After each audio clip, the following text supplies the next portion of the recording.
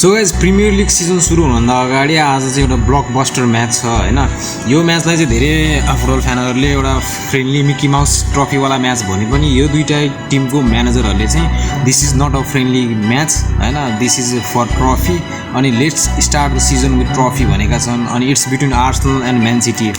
अनि Man City fan will witness for the first time हैन 10 वर्षपछि चाहिँ पेप गार्डियोला बिनाको म्यान सिटीलाई चाहिँ विटनेस गर्नेवाला छन्। And as a man City fan म पनि एकदम एक्साइटेड छु आजको यो म्याच जुन चाहिँ 7:45 मा हुनेवाला छ।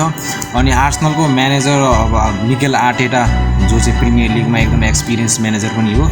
अनि एन्जो मारेस्का जो न्यू म्यानेजर छ उनले पनि प्रिमियर लिगको एक्सपिरियन्स गरिसकेको छ, लेसेस्टर सिटी र चेल्सीलाई कोच गरिसकेको म्यानेजर पनि हो। अनि अर्को एउटा इन्ट्रेस्टिङ कुरा के छ भन्दाखेरि यो दुईटै म्यानेजरहरूले चाहिँ पेपको अन्डरमा असिस्टेन्ट भएर काम गरिसकेको म्यानेजरहरू हो हैन। नर्मल्ली चाहिँ सामान्य रूपमा भन्दाखेरि पेपको शिष्य भन्दा पनि हुन्छ। अनि पेपको दुई शिष्य बीच आज भिडन्त हुँदैछ with two different power houses of Europe. Premier league सिजनको लागि भनेर दुईटै टिमले आफ्नो स्क्वाडलाई चाहिँ हैन एकदम स्क्वाडको डेप्थ बढाइसकेको छ। नयाँ नयाँ साइनिङ खतरा साइनिङहरू हैन, एट्याकिङ मिडफिल्डहरू खतरा बनाएको छ।